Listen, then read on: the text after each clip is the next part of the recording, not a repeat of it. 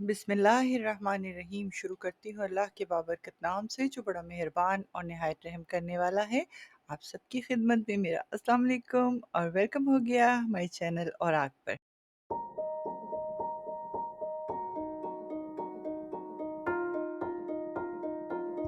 कससुल अंबिया के सिलसिले में हम देख रहे हैं हज़रत मूसा अलैहिस्सलाम का किस्सा, जो कुरान पाक में सबसे तवील तरीन किस्सा है और शायद इसी वजह से हमारी इनके बारे में जो वीडियोस हैं वो भी तवील तरीन होती चली जा रही हैं। हज़रत मूसा अलैहिस्सलाम अपनी कौम को लेके जब इलिया की तरफ गए तो इलिया से भी कुछ दूर ही थे। इलिया के बारे में कहा जाता है कि वहाँ के लोग बहुत मज़बूत और जंगजू थे। तो वो कुछ दूर ही थे तो उन्हें अल्लाह ताला की तरफ से हुक्म हुआ कि अपनी कौम के साथ इस कौ पे इलिया पे हमला कर दो।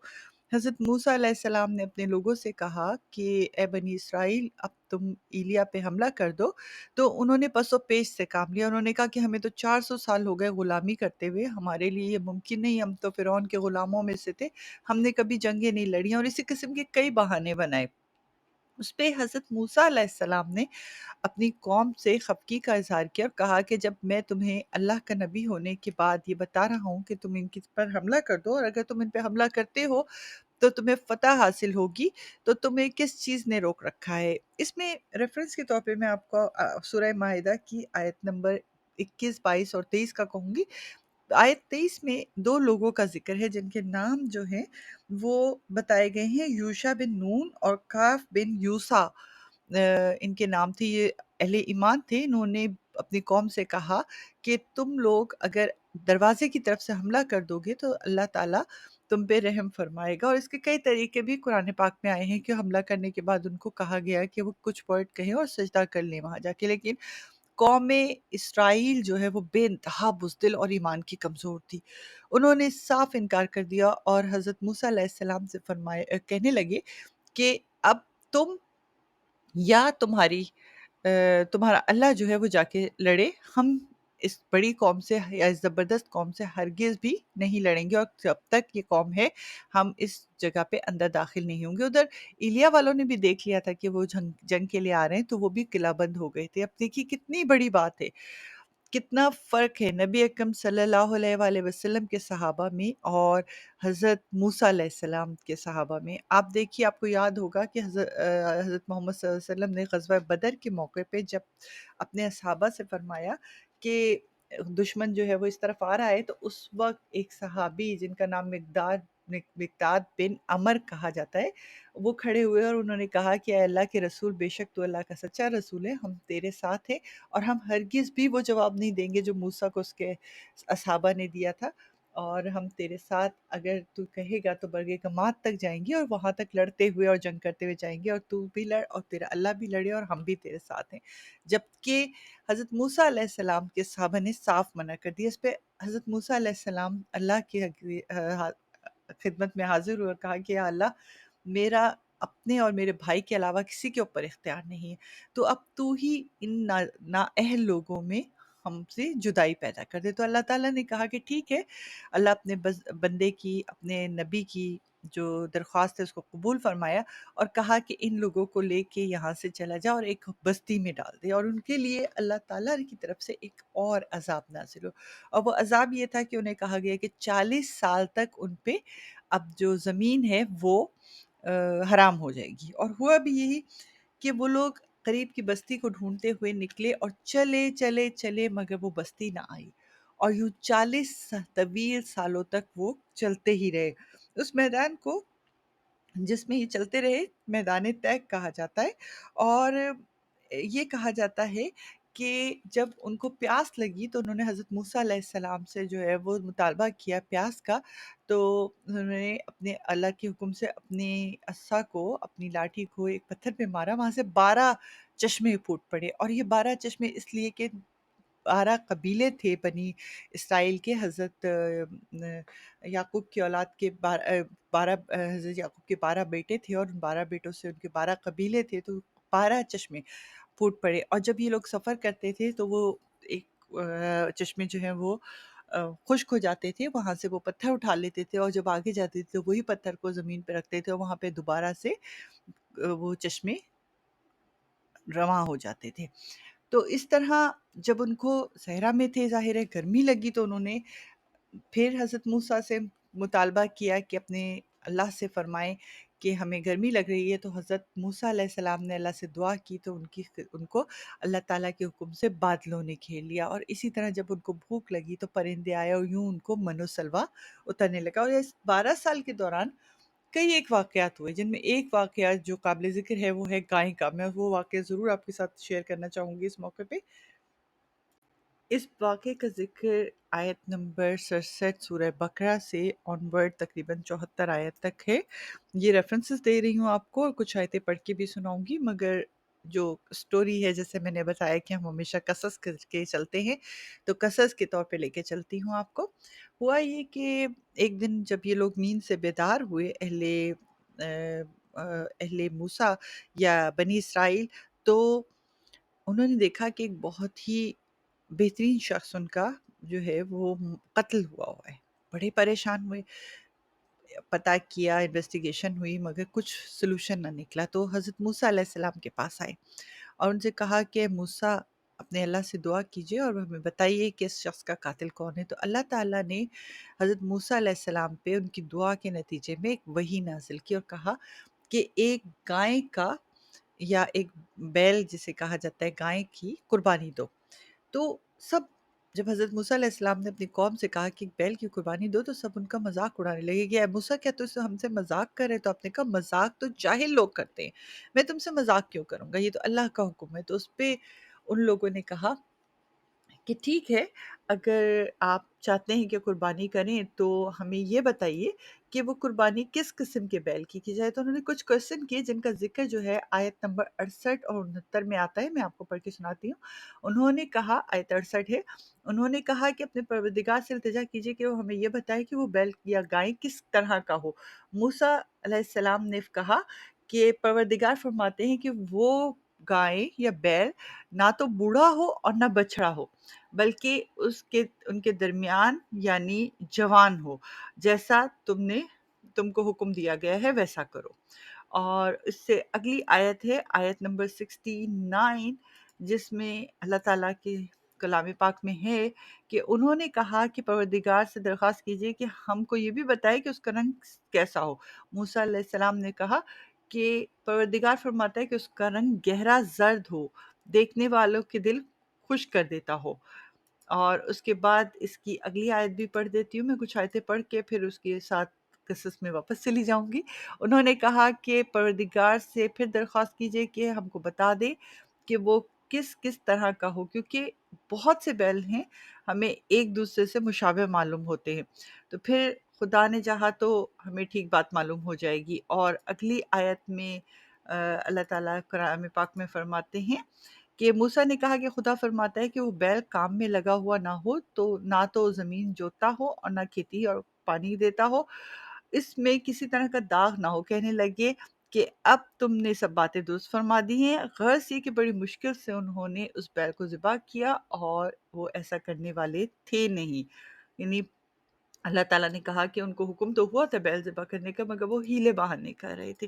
اور آیت نمبر 72 ہے کہ اور جب تم نے ایک شخص کو قتل کیا تو اس میں باہم جھگڑنے لگے، لیکن جو بات تم چھپا رہے تھے خدا اس کو ظاہر کرنے والا تھا۔ اب یہاں تک کی بات کر کے میں پھر دوبارہ قصے کے سٹائل میں آتی ہوں۔ جب ان لوگوں کو انویسٹیگیشن کے بعد حضرت موسیٰ علیہ السلام نے کہا کہ آپ جو ہیں وہ ایک بیل ذبح کر دیں، اور وہ بیل کیسا ہو، یہ مختلف سوال انہوں نے کیے، کیونکہ ان کے دل میں شک تھا کہ شاید یہ کوئی عام سی بات ہے کہ ہم تو قتل کا سلسلہ لے کے آئے ہیں اور حضرت موسیٰ علیہ السلام جو ہے وہ کہہ رہے ہیں کہ یہ تو بیل ہونا چاہیے۔ تو حضرت موسیٰ علیہ السلام نے ان کو مختلف نشانیاں اللہ کے کلام سے میں جو آئی ہیں وہ بتائیں کہ بھی بیل ایسا ہو کہ زرد رنگ کا ہو، کام میں نہ لگا ہو، جوان ہو، اور کھیتی باڑی کے کام میں نہ آتا ہو، مشقت کے کام میں، اور بے عیب ہو۔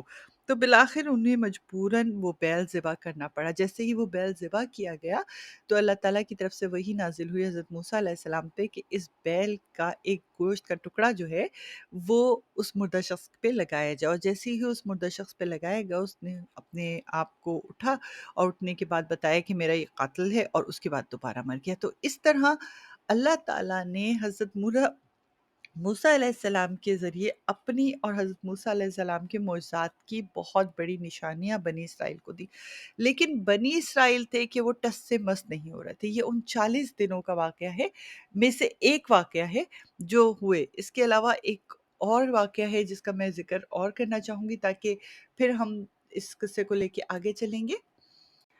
اور یہ واقعہ جو قرآن پاک میں نقل ہوا ہے اور قرآن پاک سے میں اس کا لے رہی ہوں، یہ واقعہ سورہ کہف میں آیت نمبر 66 سے اور تقریباً 82 تک آیا ہے۔ تو یہ آپ کے ریفرنسز ہو گئے، اور واقعے کو میں واقعے کی طرح لے کے چلتی ہوں، قصص کی طرح لے کے چلتی ہوں۔ تو ایک دفعہ حضرت موسیٰ علیہ السلام ایک بڑا ہی بلیغ قسم کا خطبہ فرما رہے تھے۔ اس خطبے میں کسی نے ان سے پوچھا کہ سب سے بہتر عالم اس دنیا میں کون ہے؟ تو آپ نے بلا تعمل فرمایا کہ میں۔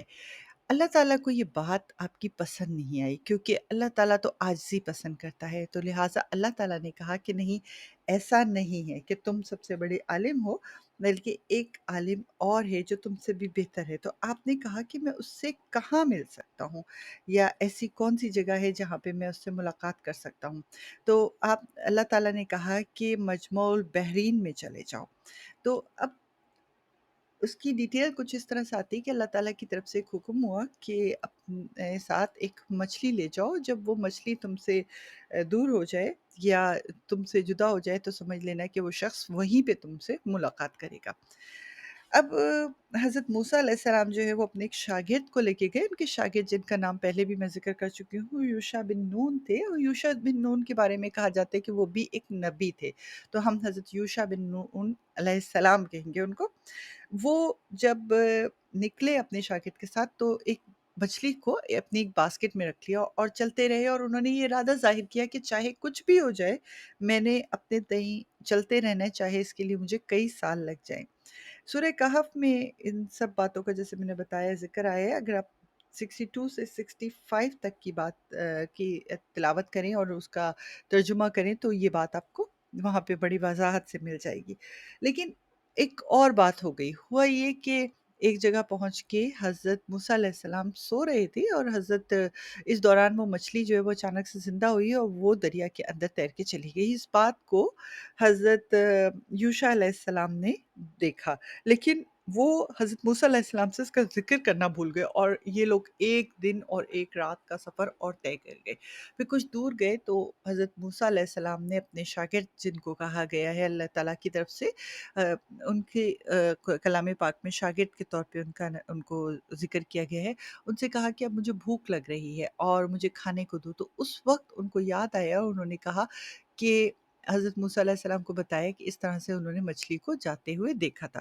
تو اس پہ حضرت موسیٰ علیہ السلام جو ہیں وہ بڑے پریشان ہوئے، انہوں نے کہا کہ وہی وہ جگہ تھی جہاں پہ مجھے اس شخص سے ملنا تھا۔ تو یہ لوگ دوبارہ اپنے قدموں کے نشان دیکھتے، جانتے پہچانتے، اپنے قدموں کو کے راز دیکھتے ہوئے وہاں پہ دوبارہ پہنچے۔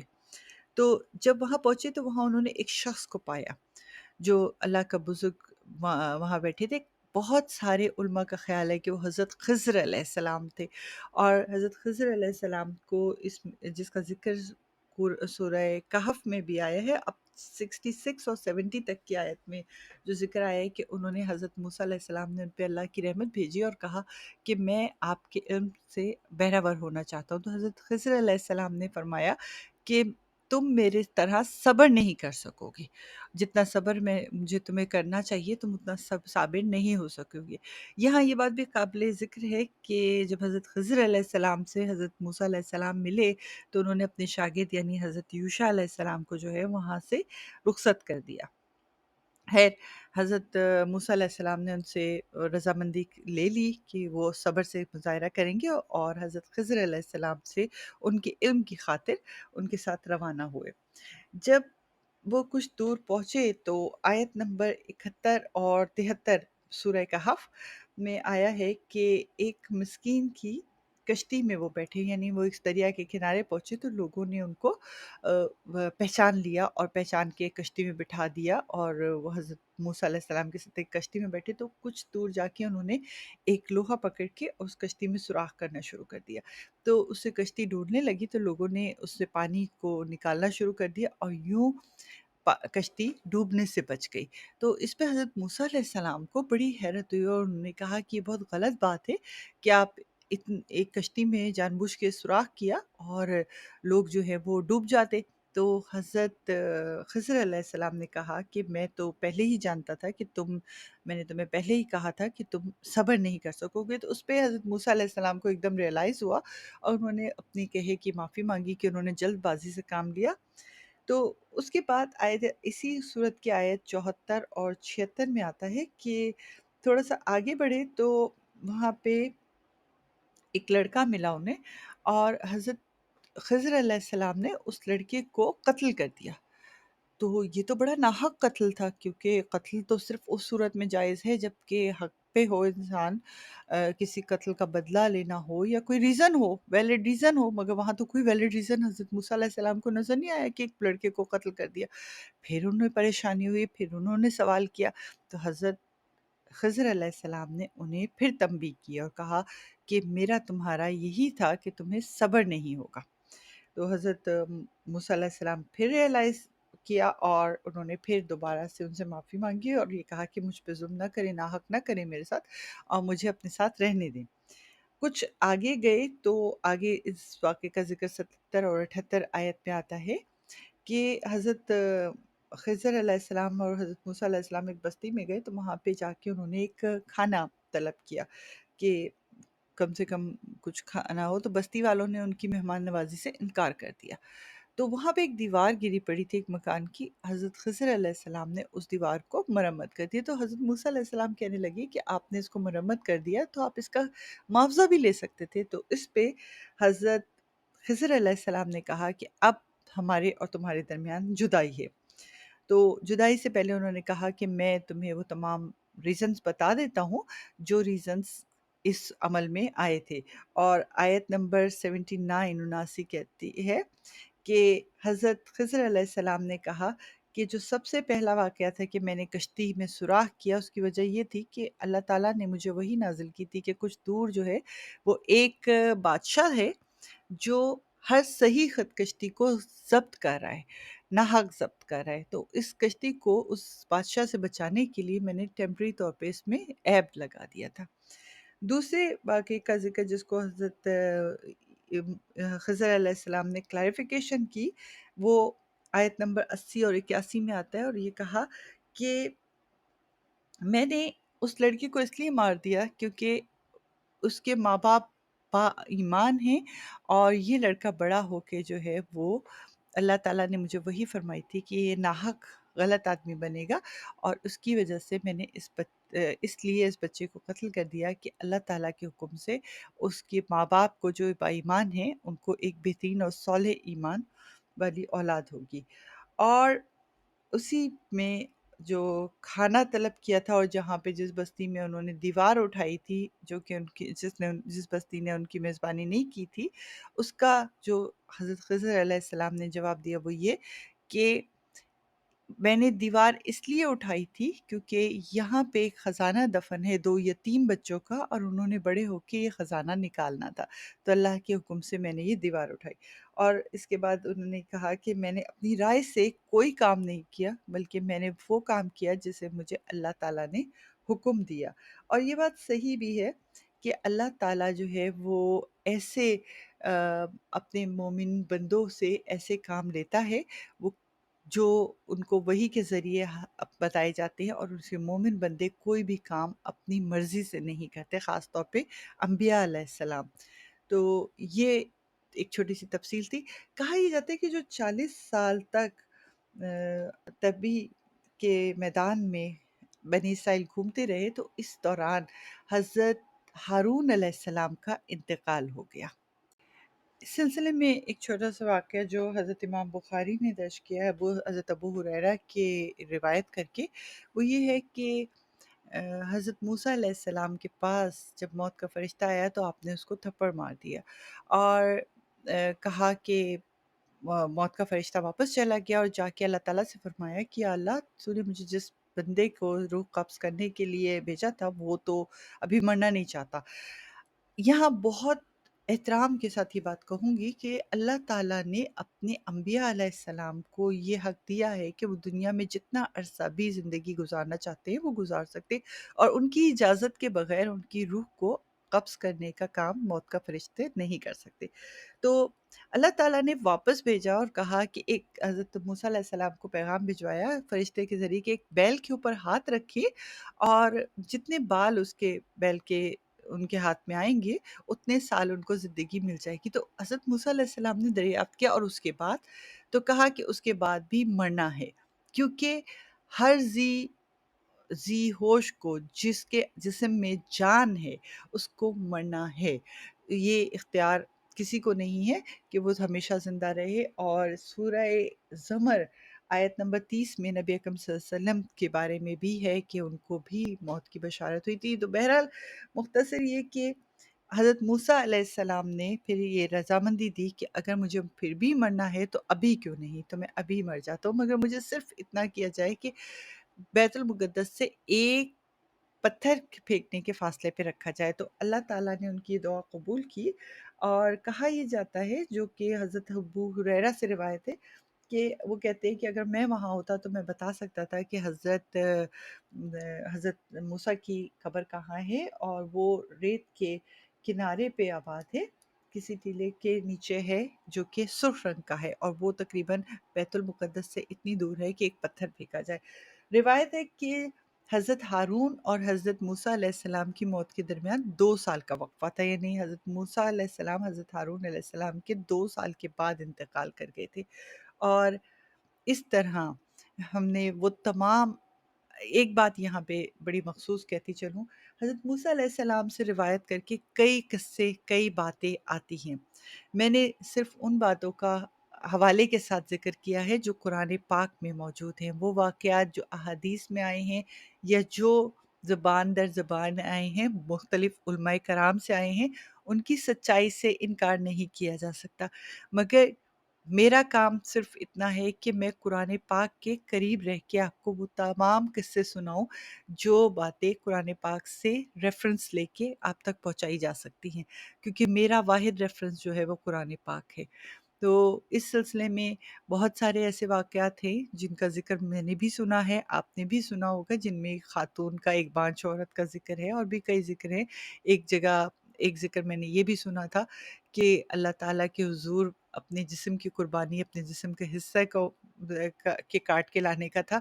لیکن ان تمام واقعات کی روشنی مجھے قرآن پاک سے نہیں ملی، مگر کئی کئی محترم ذرائع سے، با اثر ذرائع سے ان واقعات کا ذکر ہوتا ہے، لیکن میں ان واقعات کو اس قصے میں، اس قصص میں شامل نہیں کر رہی ہوں، کیونکہ جب تک قرآن پاک سے مجھے کوئی واضح کہانی نہیں ملتی ہے یا واضح ثبوت نہیں ملتا ہے، میرے لیے اس کی سچائی کا جاننا، باوجود اس کے کہ بچپن سے سنتے آ رہے ہیں، ذرا سا مشکل ہے، اور میں ان واقعات کو ذکر کرنے سے گریز کرنا چاہتی ہوں۔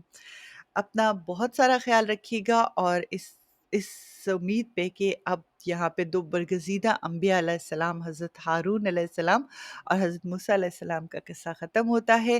امید کرتی ہوں کہ آپ کو یہ بات پسند آئی ہوگی۔ یہ تھوڑا سا لمبا ہو گیا تھا، لیکن کوشش کی ہے کہ قرآن پاک میں آئے ہوئے تمام واقعات کو آپ کے سامنے ذکر کر سکوں۔ میرے لیے دعا کیجیے گا، میرے والدین کے لیے دعا کیجیے گا، اور ان لوگوں کے لیے دعا کیجیے گا جو مجھے مدد کرتے ہیں اس کام کو آگے بڑھانے کے لیے۔ میرے ساتھ میری بہن شامل ہوتی ہے، میرے ساتھ میرے بہت سارے لوگ شامل ہوتے ہیں جو اس میں مدد کرتے ہیں کہ میں یہ واقعات آپ تک پہنچاؤں۔ اب میری دعا ہے کہ اللہ میری بہنوں کو، میرے بھائی کو، اور میرے گھر والوں کو بھی اس کا ثواب پہنچائے۔ میرے ماں باپ کے لیے دعا کیجیے گا، اپنا خیال رکھیے گا۔ اللہ نے کے بعد